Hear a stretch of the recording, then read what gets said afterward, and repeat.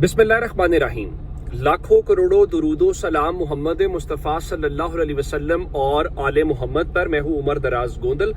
रूस और यूक्रेन से मुतल्लिक एक गैर मामूली खबर यह है कि अगर पिछले चंद घंटों की मालूमात आपसे शेयर करें तो रूस ने यूक्रेन के जहां बहुत सारे शहरों के हवाले से उनको निशाना बनाया, लेकिन सबसे ज्यादा जो टारगेट की खबरें आ रही हैं वो ओडेसा शहर से मुतल्लिक है। और यूं लग रहा है जैसे ओडेसा के हवाले से उन्होंने वहां पर ईंट से ईंट बजाई है। लेकिन जहां तक इस हवाले से अगर मैं बाकी शहरों की बात तो आपके बाद में बताऊंगा, लेकिन यहाँ पे बताया गया है कि एक हॉस्टेबल जो है उसको भी निशाना बनाने की खबरें आ रही हैं। और उन्होंने बताया कि उस दौरान उनके घोड़े भी मरे हैं। ये उनकी वहां पे उस जानवरों के नुकसान के हवाले से खबरें हैं। अच्छा, उससे हट के जो है वो जो इस एक शहर के अलावा जो नुकसान है वो एक बार कीव तो ऑलरेडी जो उनका दारुल हुकूमत है वो टारगेट के अंदर है, लेकिन आज वहां पे हमने AN-124 जो ट्रांसपोर्ट प्लेन है वो देखा है। और ये कोई उस तरह से पैसेंजर जेट नहीं है, लेकिन कहा जा रहा है कि एक तवील अरसे के बाद ये पहला मौका है कि AN-124 जो ट्रांसपोर्ट तैयारा है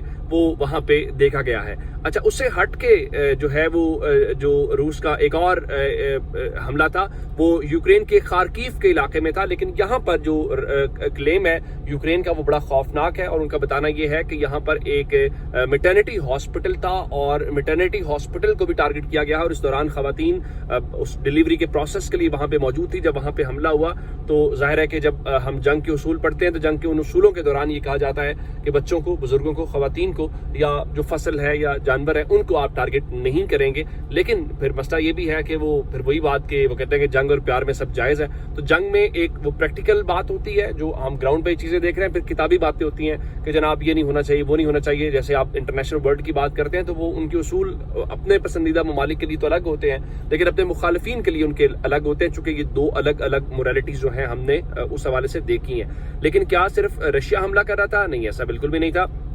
जो यूक्रेन है उसने मुख्तलिफ मिलिट्री टारगेट्स के हवाले से कहा है। उन्होंने मिसाल के तौर पे जो इनका मिग तैयारों का प्लांट है उसको टारगेट करने के हवाले से कहा है। और ये खुद यूक्रेन का मीडिया बता रहा है और ये वो कह रहे हैं जी, Ukrainian drone strikes reported Russian MiG plant other defence facilities amid mass attack, यानी उनकी तरफ से वो हमले के हवाले से कर रहे हैं। और जहां पे रशिया की डिफेंस मिनिस्ट्री है वो ये बता रही है कि हमने चंद घंटों के दौरान तकरीबन जो 155 यूक्रेनियन ड्रोन्स हैं उनको हमने मार गिराया है। और उसके अंदर जो 53 ड्रोन्स थे वो करसिक के इलाके के अंदर थे, और जो 13 के हवाले से बताया गया है कि वो टुल्ला का जो उनका इलाका है वहां पे उसको वो गिराने में कामयाब रहे हैं।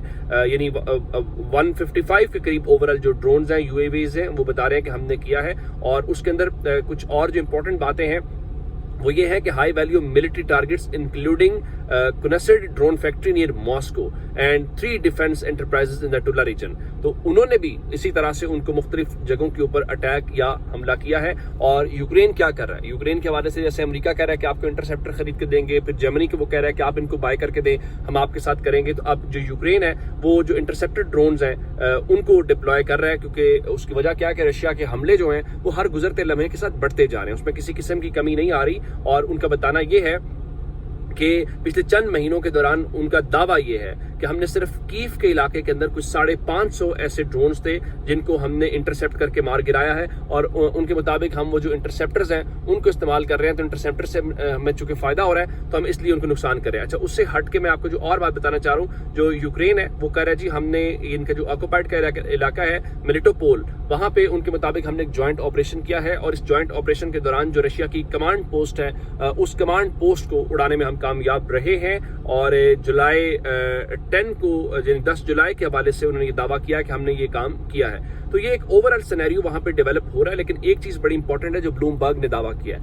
ब्लूमबर्ग का बताना ये है कि जो यूक्रेन के इंटेलिजेंस चीफ हैं उन्होंने ये कहा है कि अगर ये कहा जाए कि अगले चंद महीनों के दौरान रशिया के साथ उनकी कोई सीज फायर, जंग बंदी के हवाले से, तो उनका ये रियलिस्टिक बात होगी कि अगर उसमें यूक्रेन, रशिया और जो अमेरिका और वो अगर एग्री करते हैं तो इस हवाले से हो सकता है। लेकिन उन्होंने उससे ज़्यादा एक खौफनाक बात की, जिस तरह मैंने आपको शुरू में बताया कि खुद यूक्रेनियन मान रहे हैं जी हम इंटरसेप्टर्स को अप्लाई कर रहे हैं या हमें फंडिंग चाहिए, सारी बातें। उन्होंने ये बताया कि खासकर जो डिनिप्रो का इलाका है उसमें रशिया का प्लान ये है कि वो कम अज़ कम 10 किलोमीटर आगे आएंगे। और मैंने आपको पहले भी कहा था कि डिनिप्रो को लेके वो बार बार कह रहे हैं कि पुतिन ने ऑर्डर किया हुआ है कि इसको आप एक बफर जोन के तौर के ऊपर कायम करें। अगर 10 किलोमीटर आगे आते हैं तो उनको आने का मतलब ये होगा, उनको रोकने के हवाले से आपका क्या इंतजाम होगा या आपके क्या पास प्लान होगा। ये बड़ी इंपॉर्टेंट बात है और ये उन्होंने जो गुफ्तगू की है ये कोई ऐसे नहीं है कि यूक्रेन का या रशियन मीडिया बात कर रहा हो, बल्कि ये ब्लूमबर्ग दावा कर रहा है। तो और रशिया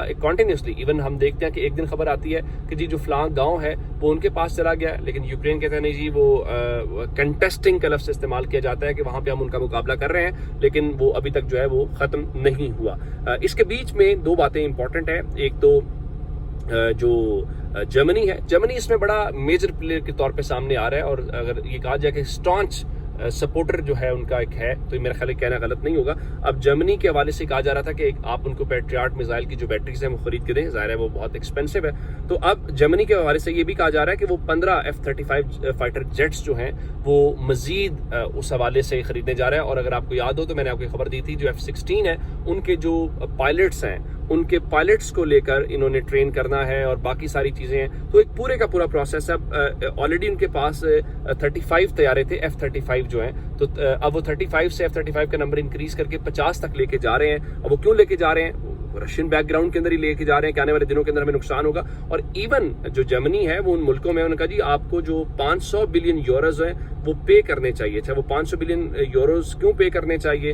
उनके मुताबिक जी चूंकि जो कॉम्पनसेशन है उसके तौर के ऊपर रशिया को चाहिए कि वो 500 बिलियन यूरोज जो 518 बिलियन डॉलर्स बनते हैं, ह्यूज अमाउंट, वो कहते हैं वो उनको कॉम्पनसेशन के तौर के ऊपर पे करें। और इस दौरान चूंकि इन्होंने यूरोपीय यूनियन ने जो है वो 18.5 अरब डॉलर 18.5 बिलियन डॉलर्स के जो एसेट्स हैं वो उनके फ्रीज किए हुए हैं रशिया के। और रशिया की एक डिमांड्स में से ये भी है कि उनके तमाम जो फ्रीज किए हुए वो एसेट्स हैं उनको अनफ्रीज किया जाए, उनके हवाले किया जाए। ये खबर जरा सुनिएगा जो खुद यूक्रेनी मीडिया बता रहा है कि यूरोपीय यूनियन ने 1.2 अरब डॉलर यूक्रेन को ट्रांसफर किए हैं। अच्छा, क्यों ट्रांसफर किए हैं? क्या उनके देने थे या कोई कर्ज दिया? नहीं, वो जो 18.5 अरब डॉलर के एसेट्स रशिया के हैं जो इस साल से उन्होंने उनको किए हुए हैं, तो उस हवाले से उनको उसमें से प्रॉफिट हुआ है। 18.5 बिलियन डॉलर में से 1.2 बिलियन डॉलर्स का जो प्रॉफिट है वो अब होना तो ये चाहिए था कि अगर आपने किसी की अमाउंट रखी हुई है तो उस अमाउंट के साथ उसका प्रॉफिट भी आप रखते जाएं। कल को जब इशू सेटल डाउन होगा तो उनको आप पे बैक करें। लेकिन नहीं, उन्होंने क्या किया है कि वो 1.2 बिलियन डॉलर्स का जो प्रॉफिट हुआ है वो यूक्रेन को भेज रहे हैं, और उसके साथ वो क्या कह रहे हैं कि आप 518 या 508 बिलियन डॉलर्स जो है उनको फर्दर पे करें। तो मेरा ख्याल है वो 580 बिलियन डॉलर्स, तो उसमें से 1.2 बिलियन डॉलर तो आपने अभी ले लिए हैं। लेकिन इस दौरान एक इंपॉर्टेंट डेवलपमेंट हुई है मलेशिया के अंदर। आप जानते हैं कि पहले अमेरिका के जो फॉरेन सेक्रेटरी हैं मार्को रूबियो, उनके दरमियान और जो सरगेई लारोव रशियन सेक्रेटरी उनके फॉरेन मिनिस्टर हैं उनके दरमियान मुलाकात हुई।